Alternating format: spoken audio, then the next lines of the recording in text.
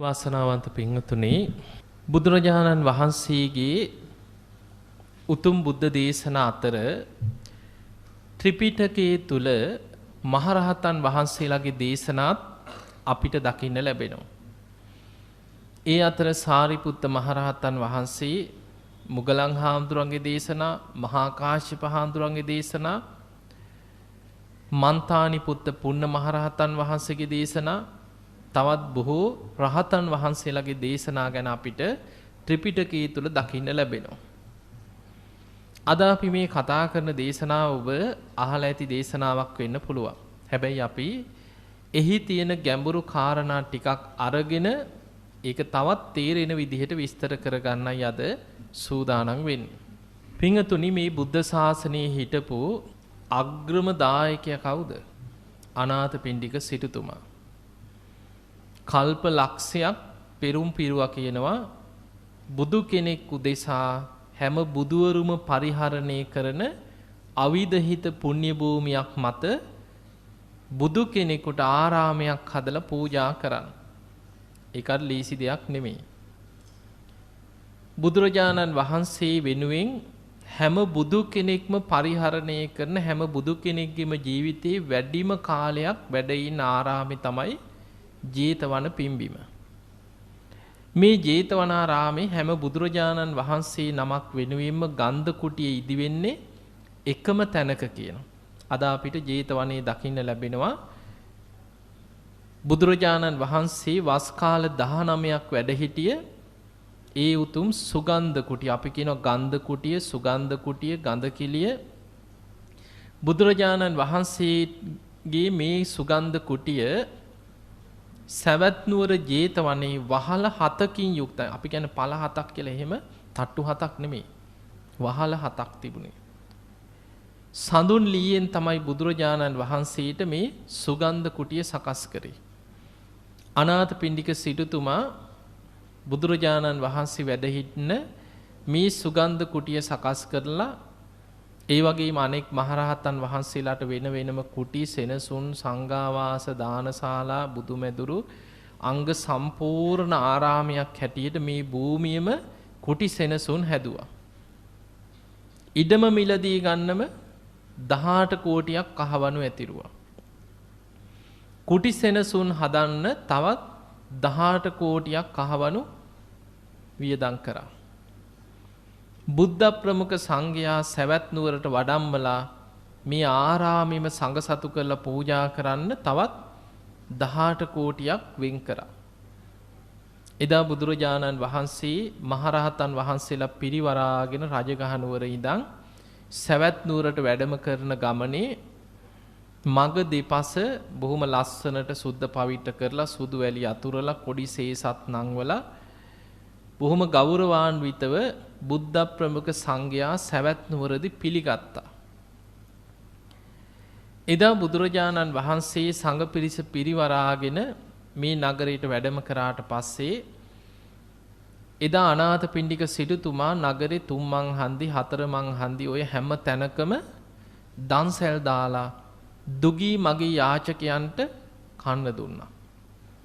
හැමෝටම අසරණ මිනිස්සුන්ට දුගී මගේ යාචකයන්ට කන්න බොන්න දුන්නා. ඒ වෙනුවෙන් තමයි ඔය තවත් 18 කෝටියක් දන්සැල් වලට, උත්සවයට, නගරේ සරසන්න, පාරවල් සරසන්න මේ ආරාමෙම සංඝ සතු කරලා පූජා කරන පින්කමට යොමු කරා. එතකොට 18 කෝටියව 3 54 කෝටියක් වියදම් කරලා තමයි මේ ජේතවන පිම්බිම සංඝ සතු කරලා බුදුරජාණන් වහන්සේගේ ශ්‍රී හස්තේට රන් කෙන්ඩියකින් අතපැන් වක් කරලා ඒ භූමියත් ගොඩනැගිලි සියල්ල මහා සංඝයා උදෙසා බුද්ධ ප්‍රමුඛ මහා සංඝයාටම සංඝ සතු කරලා අනාථපිණ්ඩික සිටුතුමා පූජා කරා. එතකොට සිටුතුමා එදා ඉඳන් බුදුරජාණන් වහන්සේ දා රජගහ නුවරදී දැක්ක පළවෙනි දවසේමයි බණහලා සුවාන් උනේ. ඔබ අහලා තියෙනවනේ ටිකනේ. අනේ බුදුරජාණන් වහන්සේ මගේ නම කියලා කතා කරනවා නම් කියලා බුදුගුණ හිත හිමිදිරි උදෑසනම නැකිටලා වේළුවනාරාමෙට ඇවිදගෙන ගියා. බුදුගුණම හිතනකොට හිත බුද්ධානුස්සතියෙන් සමාධිමත් වෙලා සමාධි ආලෝකයක් පහළ වුණා කියන. එදා ජේතවනයේට එනකොටම බුදුරජාණන් වහන්සේ උදෑසන මහා කරුණා සමාපත්තිය ලෝකෙ දිහා බලනවා. කාටද අද පිහිට වෙන්නේ? කවුද අද දවසේ ධර්මාවබෝධය ලබන මහා පින්වන්ත අය කියලා බුදු ඇසින් දකිනකොට හිමිදිරි උදෑසනම දැක්කා ඈත ඉඳම් බුදුගුණ හිත හිත සුදත්ත සිටුවරයා වේළුවනේ පැත්තට එනවා. මේ සිටුවරයාගේ හිතේ තියෙන අනේ බුදුරජාණන් වහන්සේ මගේ නම කියලා මට කතා කරනවා නම් කියලා හිත හිත එනවා. බුදුරජාණන් වහන්සේ ගන්ධ කුටියෙන් එළියට වැඩම කරලා වේළුවනේට ඇතුල් වෙන දොරටුවට ඒ ආසන්නේ ගහක් යට විවේකයෙන් වැඩ හිටියා. ඇතුල් වෙනකොටම සුදත්ත මෙහෙ එන්න කියලා බුදුරජාණන් වහන්සේ නම කියලාම කතා කරා. තමන්ගේ නම කියලා කතා කරනකොටම පුදුම සතුටක් ඇති වුණා. බිම වැතිරිලා ධනයිස් දෙකෙන් වැඳගෙන ඉස්සරහට ඇවිල්ලා සිරිපතුල් පිරිමදිමින් නළල තියාගෙන වන්දනා කරා. ස්වාමීනි භාග්‍යතුන් වහන්සේ මම සුදත්ත සිටුවරයා. තථාගතයන් වහන්සේ දකින්න මං අප්‍රමාණ සද්ධාවෙන් බුදුගුණ සිහි කර කර මේ ගමන පිටත් උනේ. මග කීප වතාවක්ම මගේ සමාධිය බිඳිලා මහා ඝන අන්ධකාරයක් ඇති වුණා. දෙවිවරු අහසේ ඉඳන් ගාථා වලින් බුදුගුණ සිහි කරා. ආයමත් බුද්ධානුස්සතිය සිහි වෙනකොට මගේ හිතට ඒ බුදුගුණ තුල සමාධිය ඇති වුණා. ස්වාමීනි භාග්‍යතුන් වහන්සේ මට දහම් දේශන සේක්වා කියලා වැඳගෙන වාඩි වුණා. බුදුරජාණන් වහන්සේ දහම් දෙසුවා. බණ අහපු පළවෙනි දවසේම ඒ මොහොතේම ඒ ආසනයේදීම සුවාන් ඵලයටපත් වුණා. එදා තමයි බුදුරජාණන් වහන්සේට තමන්ගේ මිත්‍රයාගේ නිවසේ දහවල් දානයකුත් තිබුණා. මේ දානෙට සම්බන්ධ වෙලා ආරාධනයක් කරා. ස්වාමීනි භාග්‍යතුන් වහන්සේ මට දැන් බුදුරජාණන් වහන්සේගෙන් තොර ජීවිතයක් නැහැ. ධර්මයෙන් තොර ජීවිතයක් නැහැ. ශ්‍රාවක සංඝයාගෙන් තොර ජීවිතයක් නැහැ. ඒ නිසා ස්වාමීනි භාග්‍යතුන් වහන්සේ තථාගතයන් වහන්සේ මගේ ආරාධනාව පිළිගන්න. සවැත් නුවර කියන්නේ විශාල නගරයක්, කෝටි ගාණක් මිනිස්සු ජීවත් වෙන විශාල ප්‍රදේශයක්. තථාගතයන් වහන්සේ සවැත් නුවරට වඩින සේක්වා. ඔබ වහන්සේ වෙනුවෙන් මම ආරාමයක් කරලා පූජා කරනවා. මගේ ආරාධනේ පිළිගන්න සේක්වා කියලා බුදුරජාන් වහන්සේට ආරාධනා කරා. ඒ ආරාධනේ පිළිගත් දවසේ තමයි දුවගෙන ආවා. ව්‍යාපාරත් පැත්තක දාලා සවැත් නුවරටම රජගහ නුවර ඉඳන් ආපහු ආවා. බුදුරජාණන් වහන්සේට සුදුසු තැනක් හොය ඇවිදිනකොට තමයි ඔය ජේත කුමාරයාගේ ඉඩම දැක්ක ගමන් පෙර පිනට පෙර බුදුවරයන් වහන්සේලා සේවනය කරපු අවිදහිත පුණ්‍ය භූමියට හිත ඇදිලා ගියේ. ඒ අනුව තමයි 18 කෝටියක් කහවණු වතුරලා ඉඩම මිලදීගෙන ජේතවනේ හදලා එදා ওই විදිහට සංඝ සතු කරලා පූජා කරේ. දැන් අනාථපිණ්ඩික සිටුතුමා දවස ගානේ ආරාමේ පූජා කරපු දවසේම ඉල්ලීමක් කරා. ස්වාමීනි මගේ නිවසට දිනපතා 500ක් සංඝ පිරිස පිණ්ඩපාතයට වඩම්මන සේක්වා. බොහොම ධනවත් කෙනෙක්. ගෙදරම වෙනම 500කට දානශාලාවක් හදලා දිනපතා දම් පින්කම් කරා නිවසට වඩින සංඝයාට. ඔහොම ගිහිල්ලා ඉතින් සිටුතුමා ව්‍යාපාරත් කරනවා. හැබැයි සිටුතුමාට නිතර ගැඹුරු ධර්මයේ අහන්න, බණ අහන්න, භාවනා කරන්න, විශාල වශයෙන් ධර්මයේ හැසිරෙන්න එතනින් පස්සේ කාලේ අඩු වුණා. ඒකට හේතුව ටිකක් ඉතින් ව්‍යාපාර කටයුතු, පවුල් වල කරදර. සිටුතුමාට ඔක්කොටම වඩා ජේතවනේ ගැනම තමයි හිත. නිතර ඇවිල්ලා සංඝයාගේ අඩුපාඩු හොයනවා. ආරාමේ අඩුපාඩු සකස් කරනවා. ඒව හොයනවා. දානමාන අඩුපාඩු තියෙනවද? අද පිණ්ඩපාතේ ලැබුණාද? ඒව ගැන විමස කටයුතු කරනවා. ඔහොම යනකොට ඉතින් සිටුතුමත් දවසින් දවස දින සති මාස අවුරුදු ගෙවිලා වයසට යනවනේ. සිටුතුමත් වයසට ගියා. සිටුතුමත් ලෙඩ වුණා. එක්තැන් වුණා. දවසක් මරණාසන්න වෙනකොට ටිකක් අමාරු වෙලා රෝගාතුර වෙලා එක්තැන් වුණා. සිටුතුමාට දැනුණා එන්නම හුස්ම ගන්න අපහසුතාවයක් ඇති වෙනවා. වේදනාව වැඩි වෙනවා. ළඟ හිටිය සේවකයෙකුට කතා කරලා කිව්වා අනේ ඔබ ඉක්මනට ජේතවනයේට යන්න. ඉස්සරලාම යන්න කිය බුදුරජාණන් වහන්සේ වැඩ ඉන්න ගන්ධ කුටියට. ගිහිල්ලා මගේ වචනින් බුදුරජාණන් වහන්සේට වන්දනා කරන්න සිටුතුමාට බොහොම අසාධ්‍යයි. සිටුතුමාට බොහොම අමාරුයි දැඩි වේදනාවෙන් වැඩ ඉන්නවා කියලා වන්දනා කරලා ඒ කාරණේ විතරක් ඔබ සිහි කරවන්න කිව්වා. හැබැයි බුදුරජාණන් වහන්සේට වඩින්න කියලා ආරාධනා කරන්න එපා කිව්වා. ඒකට හේතුව මරණ මංචකේවත් බුදුරජාණන් වහන්සේ වෙහෙසවන්න කැමති වුණේ නැහැ සිටුතුමා. සිටුතුමාගේ ගැන දේශනාවල සඳහන් වෙනවා ජේතවනයේට නිතර ආවා ගියත් ධම්සභා මණ්ඩපේ පැත්තක වාඩි වෙලා බණ ටික අහලා යනවා කවදාවත් බුදුරජාණන් වහන්සේගෙන් ප්‍රශ්න කරන්නේ නැහැ කියනවා බණ ස්වාමීනි මේක කොහොමද මට මේක කියන්න කියලා ප්‍රශ්න අහන්නේ නැහැ. සිටුතුමා හිතනවා බුදුරජාණන් වහන්සේ වෙහෙසවන්න ඕනේ. එහෙම තමයි නිතර හිතන්නේ. මරණ මංචකෙත් හිතුවා බුදුරජාණන් වහන්සේ වෙහෙසවන්න ඕනේ කියලා තමන්ට අසාධ්‍ය බව විතරක් දැනුම් දෙන්න කියලා සේවකයෙක් කැරියා. ඊට පස්සේ ඔහුට කිව්වා ගිහිල්ලා බුදුරජාණන් වහන්සේට වැඳලා කියන්න ඊළඟට යන්න කිව්වා සාරිපුත්ත හාමුදුරුවෝ වැඩ ඉන්න කුටියට. ගිහිල්ලා සාරිපුත්තයන් වහන්සේට මගේ වචනින් වන්දනා කරලා කියන්න සාරිපුත්තයන් වහන්සේට අනාථපිණ්ඩික සිටුතුමා වෙනුවෙන් මේ වඳින්න කියලා ඔබ මං වෙනුවෙන් වඳින්න. සිටුතුමාට බොහොම අසාධ්‍යයි අමාරුයි කියලා සාරිපුත්තයන් වහන්සේට අනේ මාව බලන්න එන්න කියලා උන්වහන්සේට වැඳලා ආරාධනා කරන්න කිව්වා. ওই විදිහටම සේවකයා ගිහිල්ලා බුදුරජාණන් වහන්සේටත් කාරණේ සිහිපත් කළා සාරිපුත්ත හාමුදුරන්ට කාරණේ කිව්වා. එදා සාරිපුත්ත මහරහතන් වහන්සේ ආරාධනේ පිළි අරගෙන ආනන්ද හාමුදුරුවොත් එක්ක නගරයට වැඩම කරලා පිණ්ඩපාතෙත් කරගෙන දානි ටිකත් විවේක තැනක වැඩ ඉඳලා වළඳලා එහෙම වැඩියා සිටුතුමාගේ සිටු නිවසට. දැන් අනාථපිණ්ඩික සිටුතුමාට බොහොම අසාධ්‍යයි අමාරුයි ඇඳේ උඩුබැලිය අතට වැතිරිලා මරණාසන්නව ඉන්න වෙලාව. සාරිපුත්ත හාමුදුරුවෝ ආනන්ද හාමුදුරුවෝ වඩිනවා දැකලා ඉක්මනට ඇඳ ළඟම සේවකයෝ ආසන දෙකක් පනවලා දුන්නා. ඇඳ ළඟින්ම උන්වහන්සේලා දෙනම වැඩ ඉඳලා අහනවා සාරිපුත්ත හාමුදුරුවෝ ඉතින් ළඟින් වාඩි වෙලා ආපු ගමන් ඇහුවා කච්චිතේ කමනියන් ඔබට ඉවසන්න පුළුවන්ද? කච්චි ආපනියන් ඔබට දරා ගන්න පුළුවන්ද? කච්චි දුක්ඛ වේදනානෝ අභික්ඛමන්තිනෝ පටික්ඛමන්ති ඔබේ ওই දුක් වේදනා අඩු වෙනවද වැඩි වෙනවද කියලා අහනවා.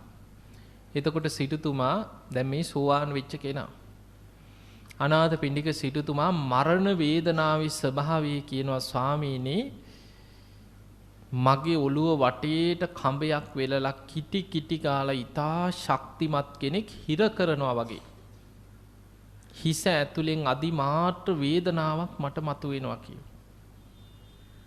ඊළඟට කියන උල් පිහියකින් හිස් මුදුන පලනවා වගේ මට තේරෙනවා කියනවා. දැන් හිතන්න ඔය මරණ මංචකේ දැනෙන වේදනාව. ඔළුව වටේ කඹයක් වෙලලා හිර කරනවා ඔළුව හිස් මුදුනට පිහියකින් අනිනවා වගේ කියනවා. ඊළඟට කියනවා ස්වාමීනි මස් කපන පිහියකින් මාව අල්ලගෙන බඩවැල් තීරු කපනවා වගේ බඩවැල් ඇඹරෙනවා වගේ කුස ඇතුලෙන් වේදනාවක් මට මතුවෙනවා කියනවා. හතරවෙනි උපමාවෙන් කියනවා මා උස්සන් ගිහිලා ගිනි අඟුරු වලකට දාලා පුච්චනවා වගේ ඇඟ දනවා කියනවා. අර ඇඟේ තියෙන මරණ මංචකේ මේ සතර මහා ධාතුන්ගෙන් හටගත්ත ශරීරයෙන් කරුණු තුනක් බැහැරට ඇදෙනවා. මැරෙනකොට බුදුරජාණන් වහන්සේ ගාථාවක් තියෙනවා ධම්මපදේ ආයුස්මාච විඥාන ආයුෂ ඉවර වෙනවා මැරෙනවා කියන්නේ ඒක ආයුෂ අවසන් වෙනවා. උස්මාච කියන්නේ තේජෝ ධාතු ශරීරේ පුරා බැසගත් උණුසුම ඇඟින් බැහැරට ඇදෙනවා. විඥාණය කර්මානුරූපීව පිට වෙලා යනවා. එතකොට වැඩකට ගන්න බැරි දර කඩක් වගේ මේ ශරීරය එහෙම දිරලා කුණු වෙලා පස් වෙලා අවසන් වෙනවා කියලා බුදුරජාණන් වහන්සේ මරණය ගැන විස්තර කරනවා. එතකොට දැන් අර ඇඟේ තියෙන රස්නේ දාහේ උණුසුම අපි කියනවා සන්තප්පන තේජෝ ධාතුව, ජීරණ තේජෝ ධාතුව, පාචක තේජෝ ධාතුව, පරිඩහන තේජෝ ධාතුව ඔය මොන නමින් කිව්වත් ඇඟේ තියෙන උණුසුම. මේ උණුසුම ඇඟෙන් එළියට ඇදෙනකොට උපමාවකින් කියනවා ස්වාමිනී 4 දිනක් මා උස්සන් ගිහිලා ගිනි අඟුරු වලේ දාලා පුච්චනවා වගේ ඇඟම දනවා කියන. දැන් ඔය උපමා ටික කියනකොට සාරිපුත්ත හාමුදුරන්ට තේරුණා දැන් නම් බොහොම අසාධ්‍යයි බොහොම අමාරුවෙන් වේදනාව මැඩගෙන මේ ඉන්නේ. එතකොට සාරිපුත්ත හාමුදුරුවෝ ඔය කාරණා ටික අහගෙන ඉඳලා කියනවා සිටුතුමනි එහෙමනම් ඔබ මෙන්න මේ විදිහට දැන් හිතන්න කියලා. දැන් ඔබ වෙන බාහිර කිසිම දෙයකට හිත යොමු කරන්නේ නැතුව සිටුතුමනි ඔබ මෙන්න මේ විදිහට දැන් මෙනෙහි කරන්න කියලා සාරිපුත්ත හාමුදුරු කියනවා සිටුතුමා හිතන්න මේ ඇසට මං බැඳෙන්නේ නැහැ කියලා හිතන්න කියනවා. ඇසට බැඳී ගිය විඥානයක් මම පවත්වන්නේ නැහැ කියලා හිතන්න කියනවා. කන නැමැති ආයතනයට මම බැඳෙන්නේ නැහැ කියලා හික්මෙන්න මෙනෙහි කරන්න. කන ගැන බැඳී ගිය විඥානයක් හිතක් මම පවත්වන්නේ නැහැ කියලා හිතන්න කියනවා. නාසයට බැඳෙන්නේ නැහැ කියලා හිතන්න හික්මෙන්න මෙනෙහි කරන්න නාසයට බැඳී ගිය විඥානයක් පවත්වන්නේ නැහැ කියලා හික්මෙන්න කියනවා. දිවට බැඳෙන්නේ නැහැ කියලා හික්මෙන්න දිවට බැඳී ගිය විඥානයක් පවත්වන්නේ නැහැ කියලා හික්මෙන්න කියනවා. කයට බැඳෙන්නේ නැහැ කියලා හික්මෙන්න මේ ශරීරය ගැන බැඳී ගිය තණ්හාවෙන් තෘෂ්ණාවෙන් බැඳී ගිය විඥානයක් පවත්වන්නේ නැහැ කියලා හික්මෙන්න කියනවා. ඊළඟට මනස නැමැති ආයතනයටත් බැඳෙන්නේ නැහැ කියලා හික්මෙන්න මනසට තෘෂ්ණාවෙන් බැඳී ගිය සිතක් විඥානයක් පවත්වන්නේ නැහැ කියලා හික්මෙන්න කියනවා. ඔන්න සාරිපුත්ත හාමුදුරන්ගේ පළවෙනිම අවවාදය. එතකොට මරණාසන්නව ඉන්න අනාථපිණ්ඩික සිටුතුමාට සාරිපුත්ත හාමුදුරුවෝ දෙන පළවෙනිම අවවාදය තමයි ඇසට බැඳෙන්නේ නැහැ කියලා හික්මෙන්න. ඇසට බැඳී ගිය සිතක් විඥානයක් තෘෂ්ණාවෙන් බැඳී ගිය විඥානයක් පවත්වන්නේ නැහැ කියලා හික්මෙන්න කියන. කනට බැඳෙන්නේ නැහැ කියලා හික්මෙන්න කනට බැඳී ගිය සිතක් විඥානයක් පවත්වන්නේ නැහැ කියලා හික්මෙන්න. නාසය දිව ශරීරය මනස කියන ආයතන හයටත් බැඳෙන්න එපා. ඒ ගැන බැඳී ගිය සිතක් විඥානයක් පවත්වන්නේ නැහැ කියලා හික්මෙන්න කිය.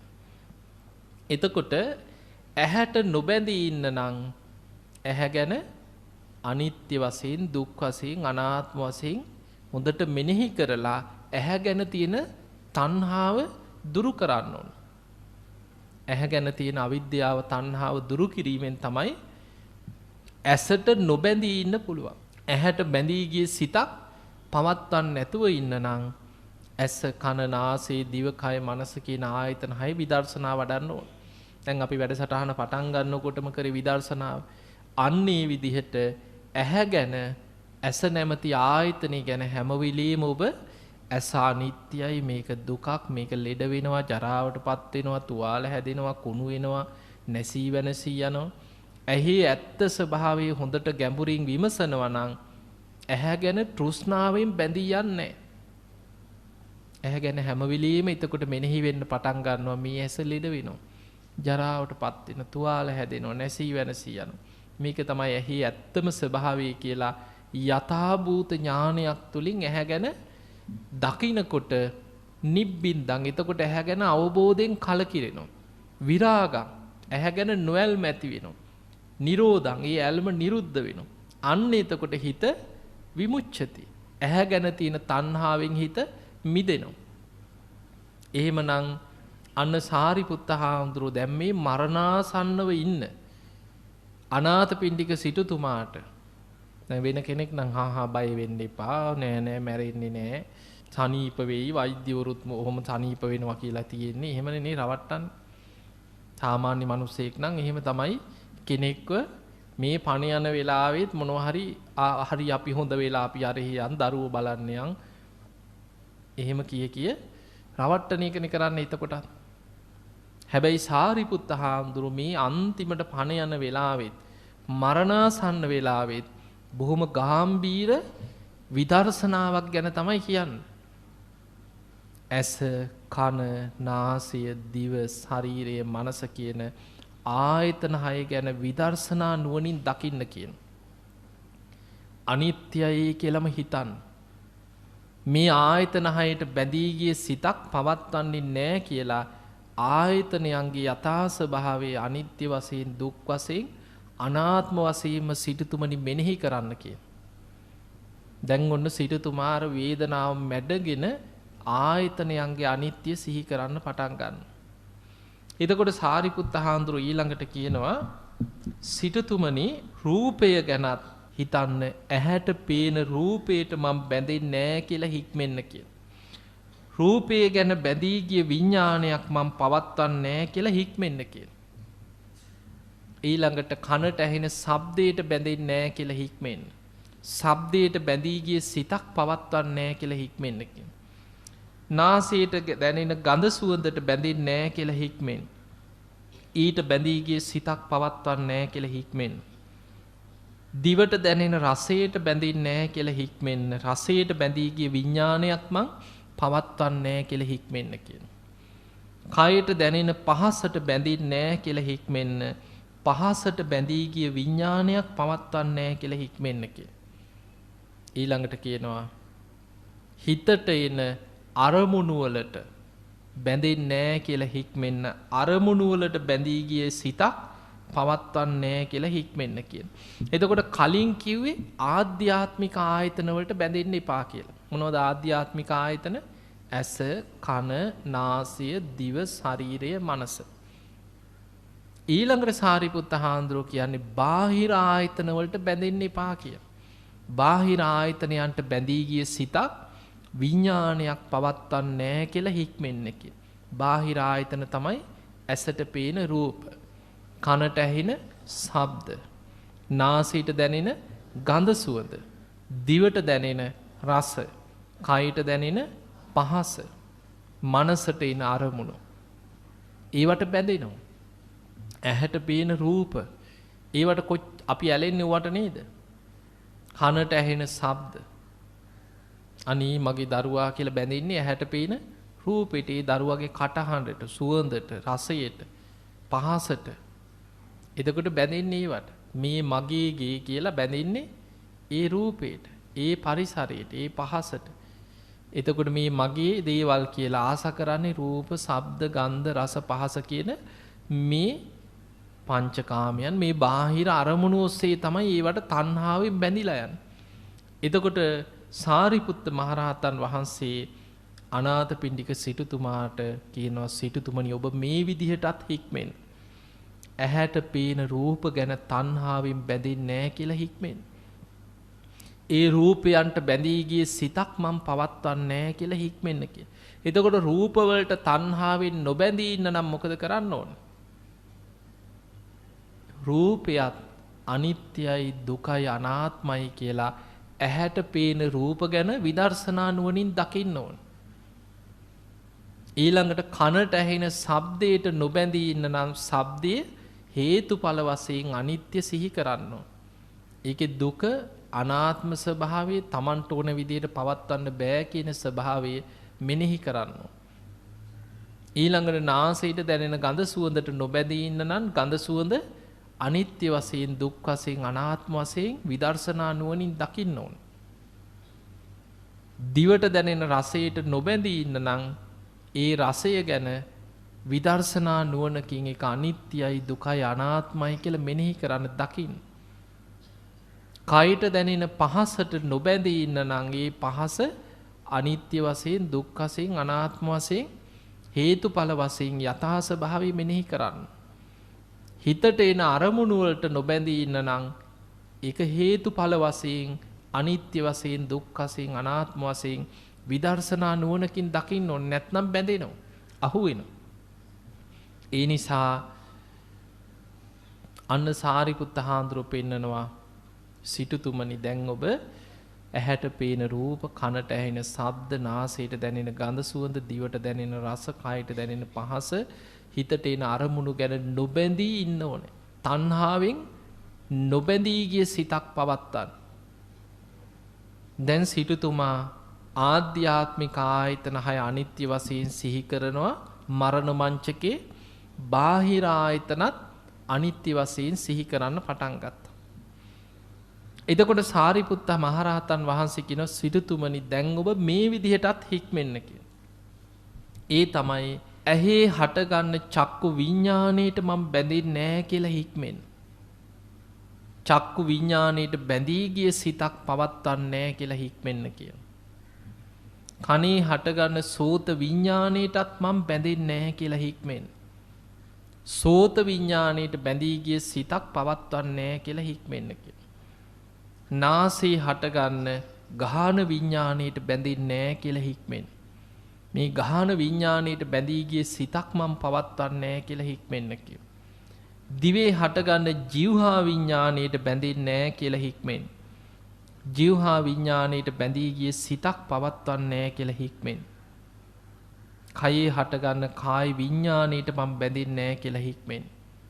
ඊට බැඳී ගිය සිතක් පවත්වන්නේ නැහැ කියලා හික්මෙන්න කියන. මනසේ හටගන්න මනෝ විඤ්ඤාණයට බැඳෙන්නේ නැහැ කියලා හික්මෙන්න. මනෝ විඤ්ඤාණයට කෙලෙස් වලින් බැඳී ගිය සිතක් පවත්වන්නේ නැහැ කියලා හික්මෙන්න කියන. එතකොට සාරිපුත්ත හාමුදුරුවෝ ඊළඟට සිටුතුමාට දෙන අවවාදය මොකද්ද? විඤ්ඤාණ හයක් විඤ්ඤාණය හට ගන්න තැන්. ඇහි හට ගන්නවා විඤ්ඤාණය. ඒකට අපි කියනවා චක්කු විඤ්ඤාණය.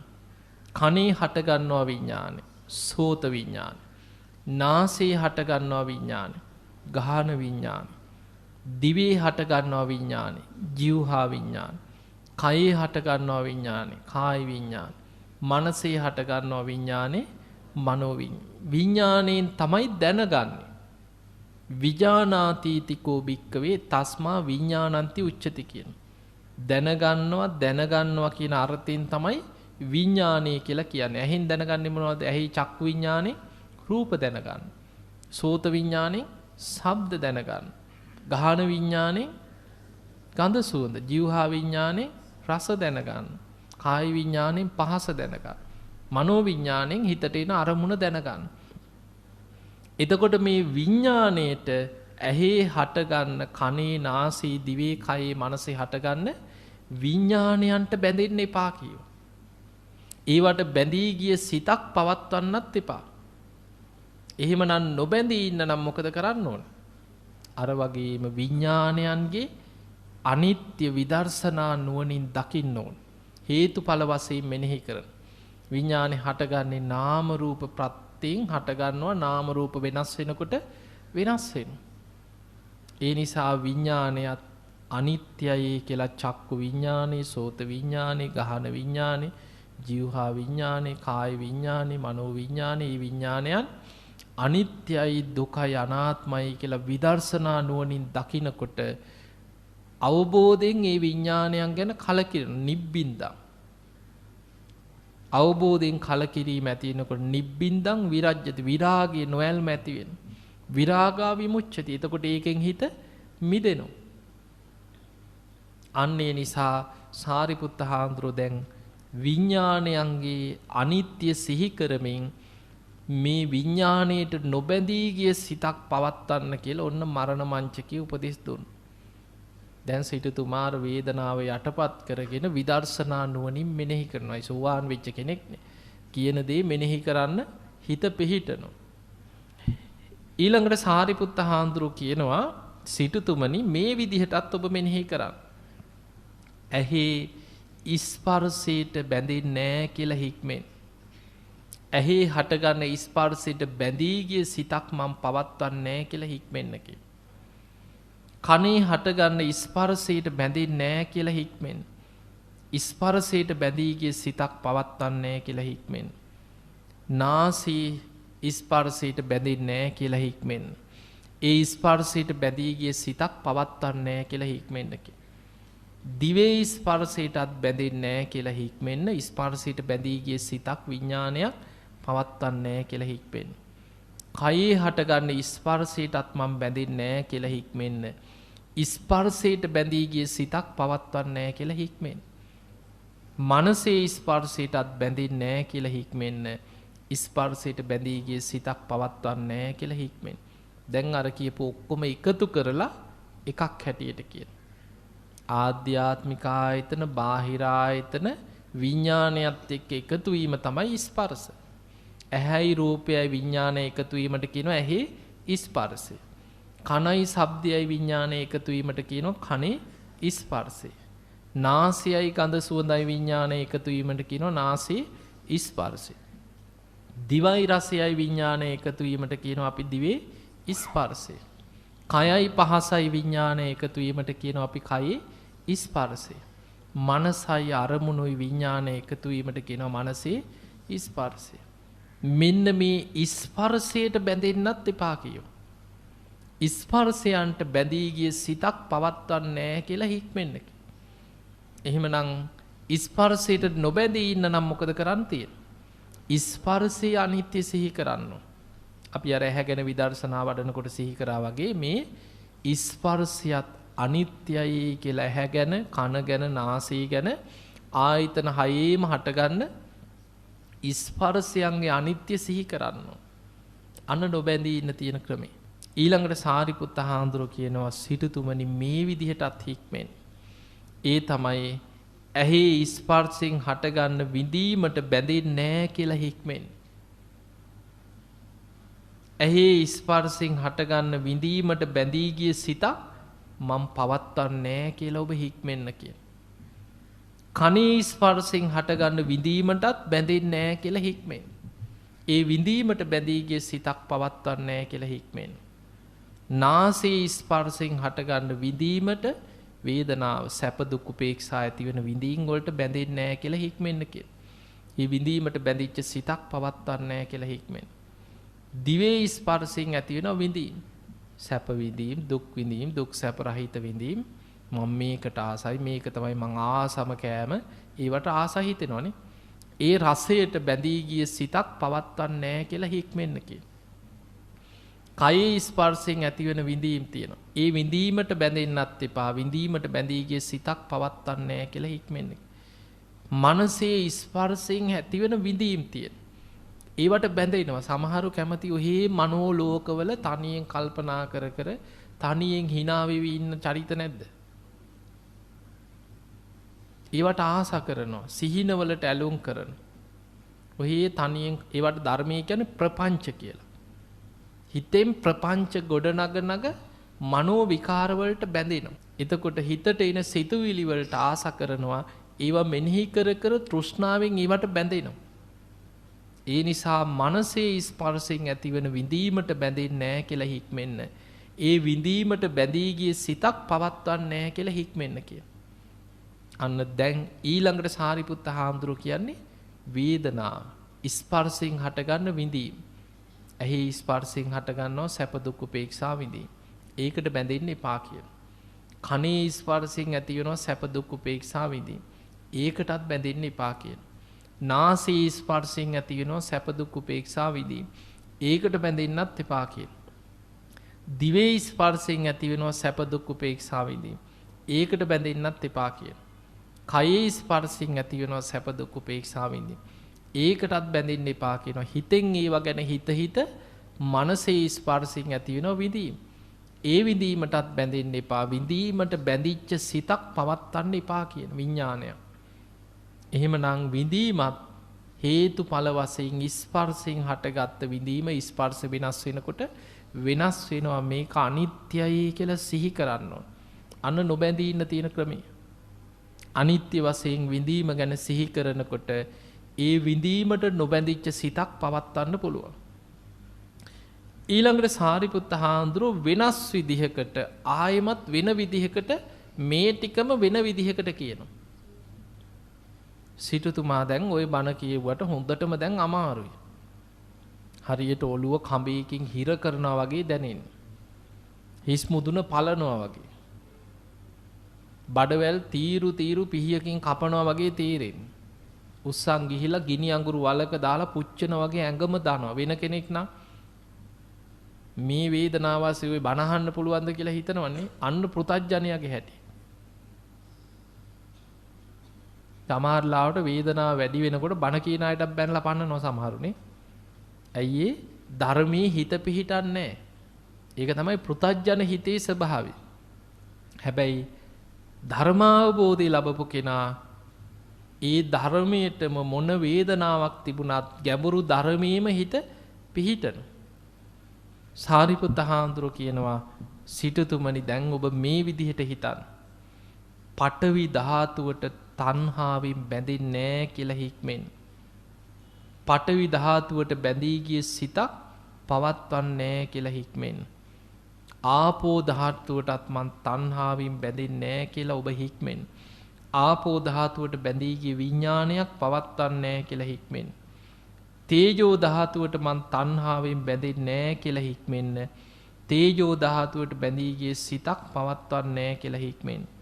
වායෝ ධාතුවටත් බැඳෙන්නේ නැහැ කියලා හික්මෙන්න. ඊට බැඳී ගිය සිතක් පවත්වන්නේ නැහැ කියලා හික්මෙන්. ඊළඟට තවත් ආකාශ ධාතුව. ඊට බැඳෙන්නේ නැහැ කියලා හික්මෙන්න. ආකාශ ධාතුවට බැඳී ගිය සිතක් පවත්වන්නේ නැහැ කියලා හික්මෙන්. විඥාන ධාතුවටත් බැඳෙන්නේ නැහැ කියලා හික්මෙන්න. විඥාන ධාතුවට බැඳී ගිය සිතක් පවත්වන්නේ නැහැ කියලා හික්මෙන්න කියන. එතන වෙනස් විදිහකින් මේ ඔක්කොම එකතු කරලා තව විදිහකට කියනවා පඨවි ආපෝ තේජෝ වායෝ ආකාශ විඥාන හැටියට ඒ ධාතු වලට බැඳෙන්න එපා කියන. අපේ ශරීරයේ තියෙන පඨවි ධාතු මොනවද? කේස්, රෝම කෝප, නියපොතු, දත්, සම්මස්නහර, ඇට මිදුළු, වකුගඩු, හදවත, අක්මාව, බඩදිව, පෙනහළු, අසූචි, හිස්මුළු ඔය වගේ ශරීරයේ තියෙනවා ගොරෝසු ස්වභාවය වැඩි. හැදෙන්නෙම සතර මහා ධාතුන්ගෙන් තමයි. හැබැයි පඨවි ගතිය වැඩි. ඒවට අපි කියනවා පඨවි ධාතු. මේ ශරීරයේ තියෙන ඒවටවත් බැඳෙන්න එපා කියන. කෙස් ටිකට, රෝම කූප ටිකට බැඳෙනවනේ ඒවටනේ. කෙස් වලට බැඳෙන්නේ නැද්ද? බැඳෙනවා. රෝම කූප වලට, නියපොතු වලට. නියපොත්තක් කැඩිලා ගියාම දුක් වෙන අය නැද්ද? අයියෝ මගේ නියපොත්ත කැඩුනා කී පෙන්න ඉන්න අය නැද්ද? බැඳෙනවා ඒවට. දතක් ගැලවිලා ගියොත් එහෙම ඉස්සරහා. එතකොට ඒ වගේ මේ බැඳෙනවා මේවට. කේස්, ලෝම, නිය, දත්, සම්මස් වට බැඳෙනවා, ඇලුම් කරනවා. ඒ පඨවි ධාතුවට බැඳෙන්නේ නැහැ කියලා හික්මෙන්න කියලා.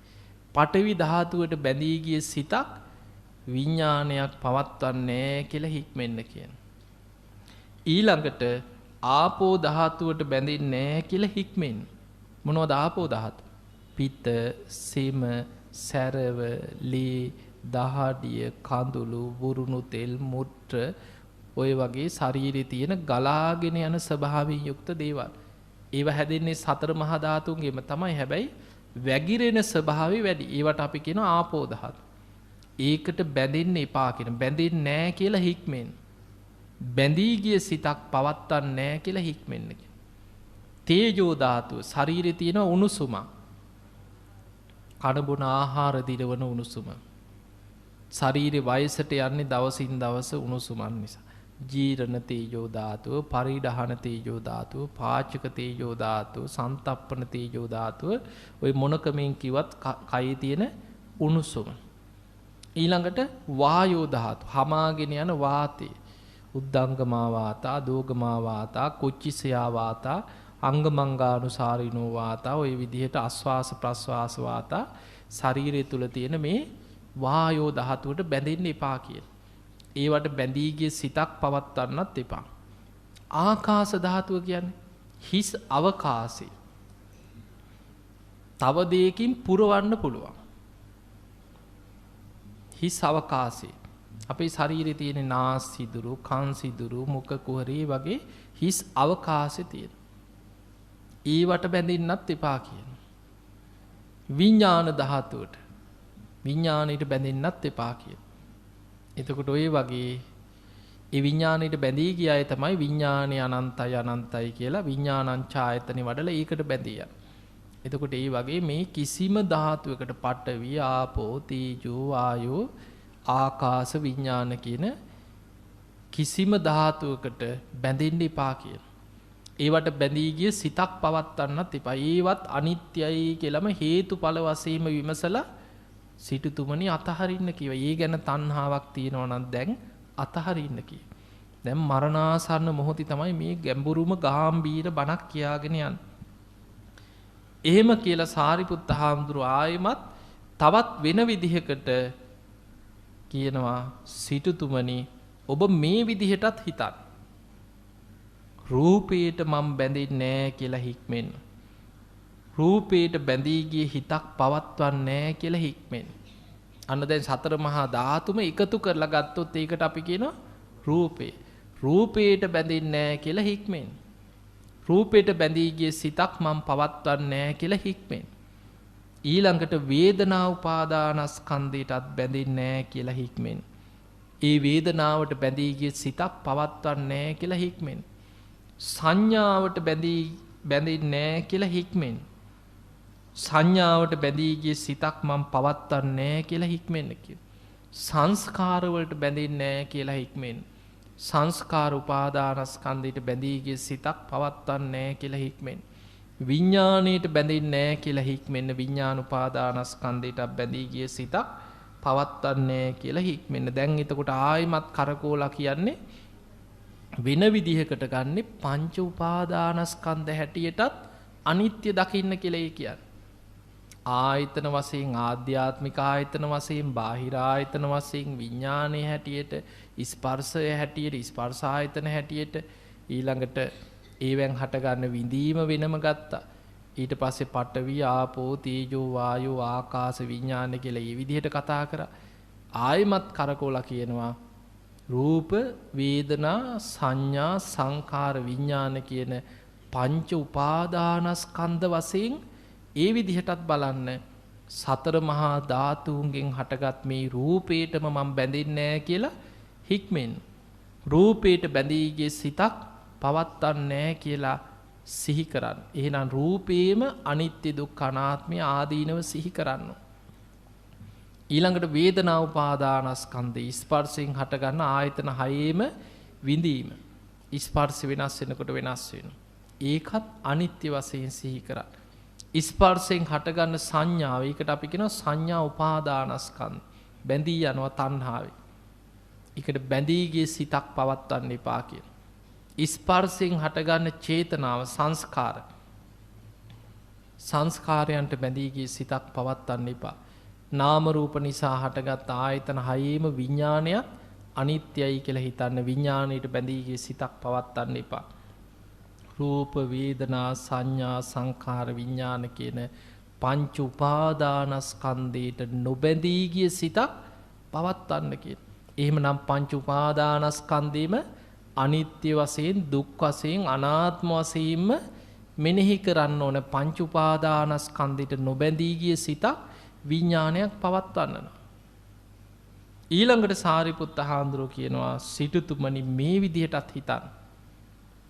ආකාසානං ඡායතනෙට මම බැඳෙන්නේ නැහැ කියලා හික්මෙන්න කියන.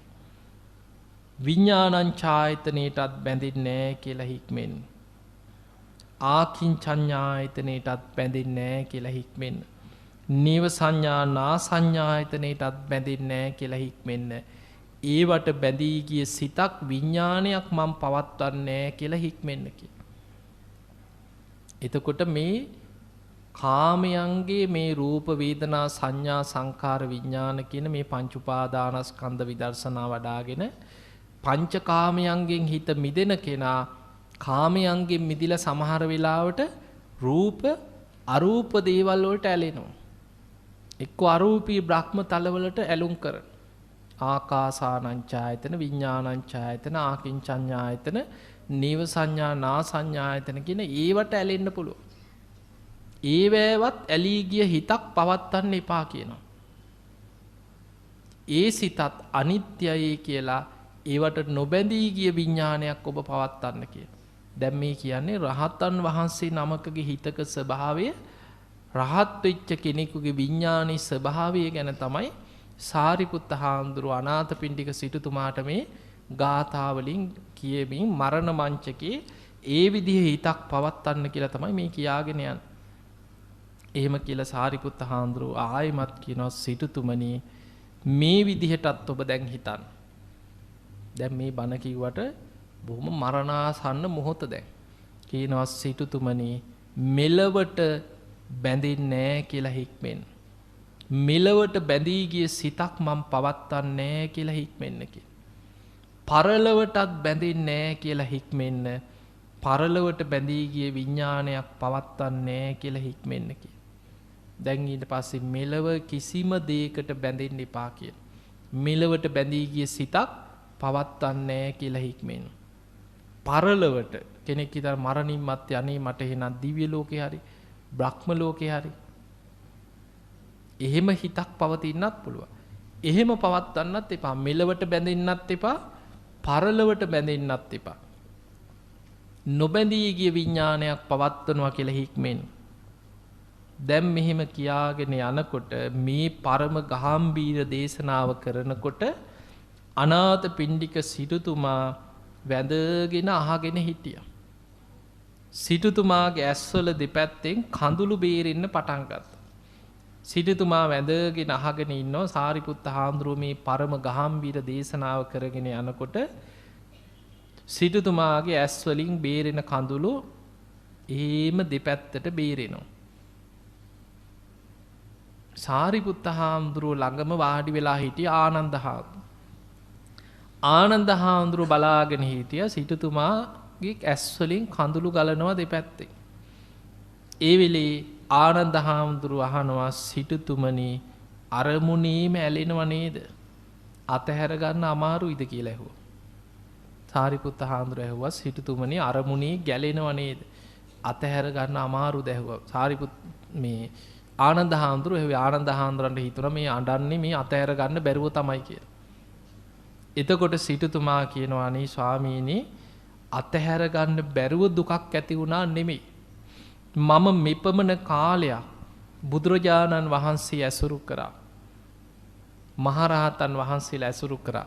නමුත් මට මේ වගේ පරම ගාම්භීර ගැඹුරු දේශනාවක් නම් මෙච්චර කාලයකට අහන්න ලැබුණ නෑ කි.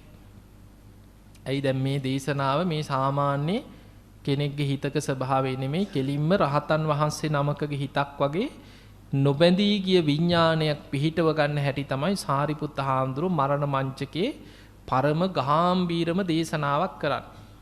එතකොට සිටුතුමාගේ ඇස් වලින් කඳුළු වැగిරෙමින් සිටුතුමා කියනවා අනේ ස්වාමීනි මම මෙච්චර කාලයක් බුදුරජාන් වහන්සේත් ඇසුරු කරා මහරහතන් වහන්සේලාත් ඇසුරු කරා. හැබැයි මට මේ වගේ පරම ගාම්භීර දේශනාවක් මට මීට කලින් අහන්න ලැබිලා නැහැ.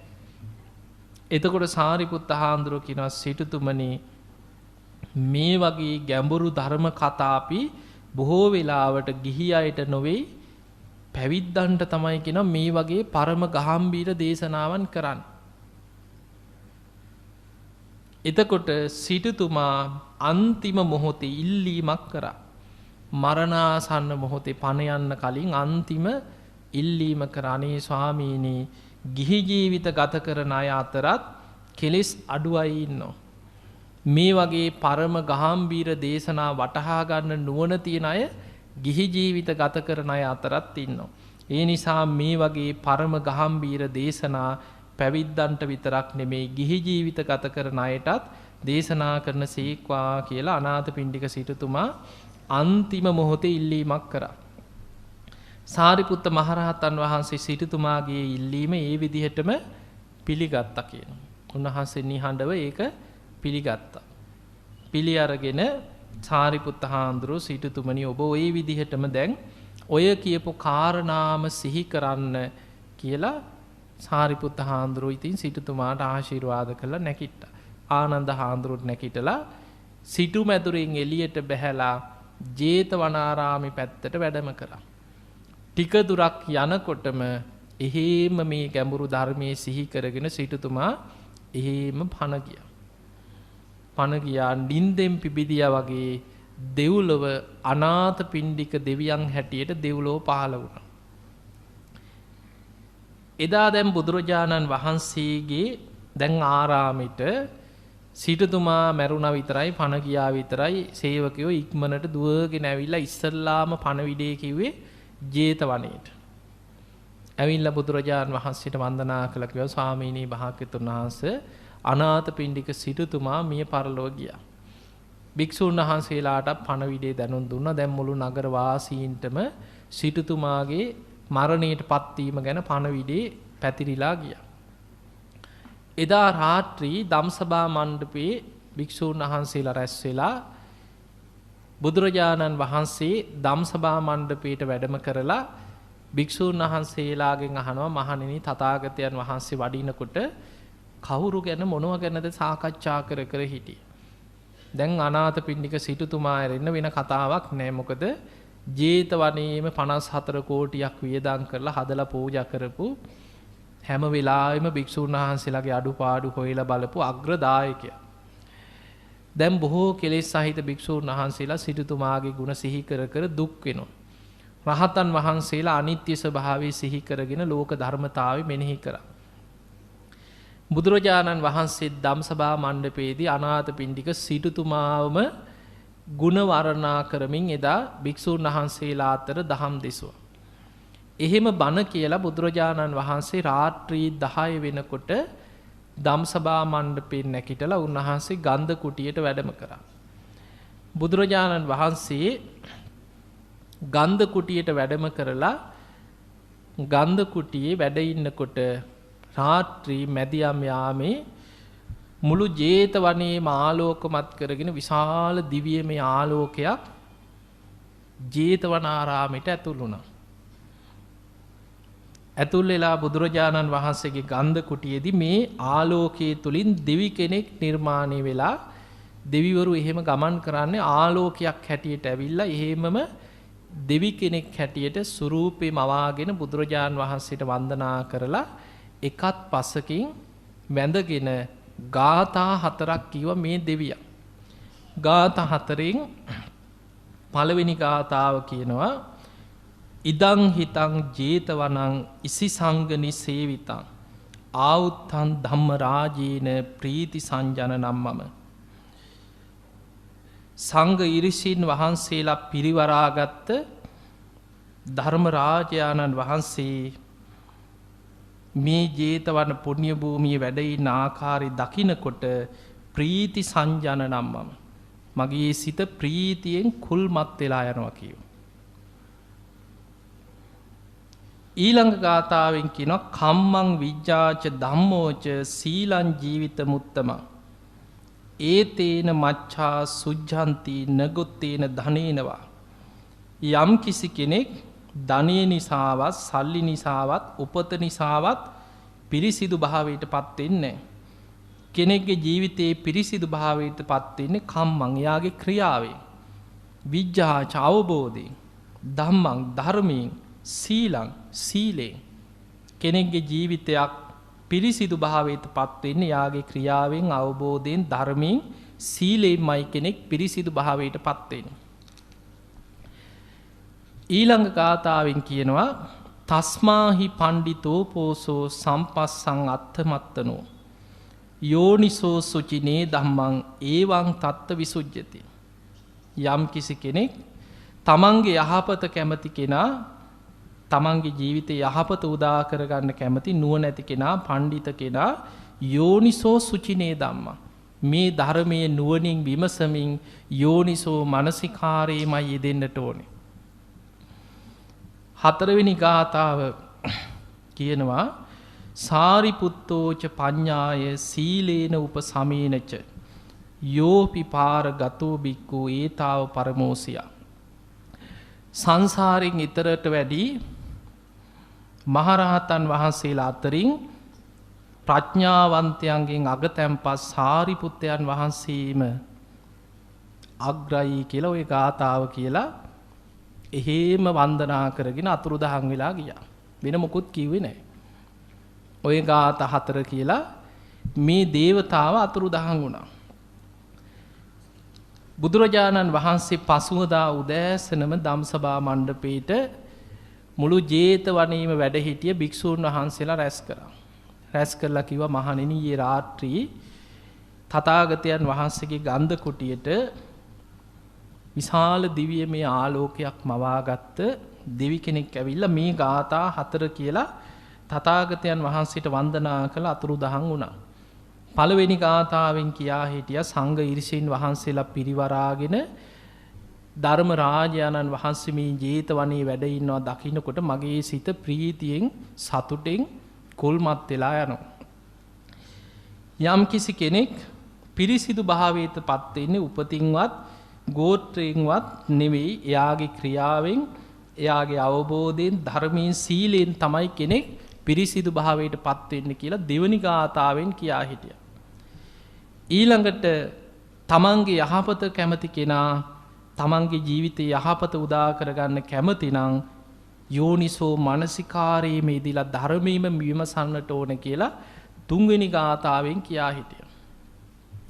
ස්වාමීනි බුදුරජාණන් වහන්සේ වදාළ මහණෙනි ඊළඟ ගාථාවෙන් කියා හිටියා මේ බුද්ධ ශාසනය තුල සංසාරයෙන් ඊතරට වැඩි මහරහතන් වහන්සේලා අතරින් ප්‍රඥාවෙන් අගතැන්පත් සාරිපුත්තයන් වහන්සේ මාග්‍රයි කියලා මේ දේවතාව අතුරුදහන් වුණා කියෝ. එහෙම කියනකොටම ආනන්ද හාමුදුරු නැගිට්ටා.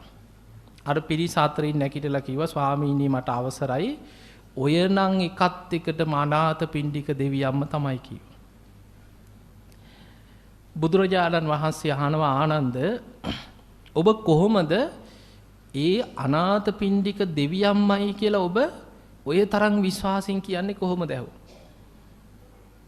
එතකොට කියනවා ස්වාමීනි භාග්‍යතුන් වහන්සේ මම නම් ඒ සැක කරේ වෙන කිසි දෙයක් නිසා නෙමෙයි. මොකද ආනන්ද හාමුදුරු දිවසින් දැකලා නෙමෙයි. කියනවා ස්වාමීනි මට එහෙම හිතුනේ අනාථපිණ්ඩික සිටුතුමා සාරිපුත්ත මහරහතන් වහන්සේ ගැන අප්‍රමාණ පැහැදීමෙන් හිටියේ කියලා. ඔය හතරවෙනි ගාථාවෙන් සංසාරයෙන් ඊතරට වැඩි මහරහතන් වහන්සේලා අතර සාරිපුත්තයන් වහන්සේම අග්‍රයි කියලා ඔය ගාථාව කියලා අතුරුදහන් වුණේ නම් වෙන කිසිම දෙයක් නිසා නෙමෙයි සාරිපුත්ත හාමුදුරන්ට තියෙන පැහැදීම නිසාමයි කියනවා. බුදුරජාණන් වහන්සේ වදාලා ආනන්ද ඔබ ඉලක්කයට හිතුවා ඔබ හරියට හරි ඊයේ රාත්‍රී තථාගතයන් වහන්සේ ඉදිරියේ පෙනී ඉඳලා ගාථා 4කින් වන්දනා කරේ අනාථපිණ්ඩික දෙවියන් තමයි කියනවා. එතකොට අපිට පේනවා තමන්ගේ ජීවිතය තුළ මනුස්ස ලෝකෙදී 54 කෝටියක් වියදම් කළා ජේතවනේ හදපු සිටුවරයා දෙව්ලොවට ගිය ගමන් හැරිලා බැලුවේ මනුස්ස ලෝකේ තමන් හදපු ආරාමෙ දිහා. බුදුරජාණන් වහන්සේ සංඝයා පිරිවරාගෙන වැඩ ඉන්නවා දැකලා පළවෙනි ගාථාවෙම ඇවිල්ලා කියන්නේ ස්වාමීනි භාග්‍යතුන් වහන්සේ සංඝ ඊශින් පිරිවරාගෙන ධර්මරාජානන් වහන්සේ මේ ජේතවනේ වැඩ ඉන්නවා දකින්නකොට මගේ සිත ප්‍රීතියෙන් කුල්මත් වෙනවා කියන. හතරවෙනි ගාථාවෙන් කිව්වේ තමන්ගේ ජීවිතේ තමන් සද්ධාවෙන් පැහැදිලා හිටියේ. ඒකනේ බුදුරජාණන් වහන්සේට ගිහින් කියන්න කිව්ව මං අසනීපයි කියලා. හැබැයි උන්වහන්සේ වෙහෙසවන්න එපා. ඊළඟට කියන්න කිව්ව සාරිපුත්ත හාමුදුරන්ට සිටුතුමාට බොහොම අමාරුයි අනේ මාව බලන්න එන්න කියලා මරණ මංචකෙත් පණවිඩය ඇරියේ සාරිපුත්ත හාමුදුරන්ට. එතකොට සාරිපුත්තයන් වහන්සේ ගැන ඒ ගාථාව කියලා අතුරුදහන් වුණා. එතකොට අදත් දෙව්ලොව අනාථපිණ්ඩික දෙවියන් ඔය නමින්ම දෙව්ලොව වැඩ ඉන්නවා. එතකොට අපිට මේ බුද්ධ ශාසනය තුල මේ දේශනාවෙන් වැදගත්ම දේ තමයි මරණාසන්න මොහොතේ සාරිපුත්ත හාමුදුරුවෝ නිකන් හුරතල් කරන්න බොරු කියලා නෑ නෑ ඔයා මැරෙන්නේ නෑ එහෙම රැවට්ටුවද නෑ යථාර්ථය ඇත්ත කියන්න ඕන. ඒත් මැරෙන්න බය කරන එක නෙමෙයි. නමුත් ගැඹුරු ධර්මයේ සිහි කරවන්න ඕන. පරම ගාම්භීර ධර්මයේ මෙනෙහි කරවන්න ඕන. ඒක තමයි කෙනෙක්ව ධර්මයේ තුලින් බේර ගන්න තියෙන වටිනාම ක්‍රමය. ඉතින් එහෙමනම් ඒ උතුම් ධර්මය ඒ අනිත්‍ය වූ ධර්මයේ ගැඹුරු පරම ගාම්භීර ධර්මයේ අපටත් මෙනෙහි කරගෙන අවබෝධ කරගෙන තුන් ධර්මයේම අවබෝධ කරගන්න වාසනාවම ලැබේවා කියලා අපි ආශිර්වාද කරමු.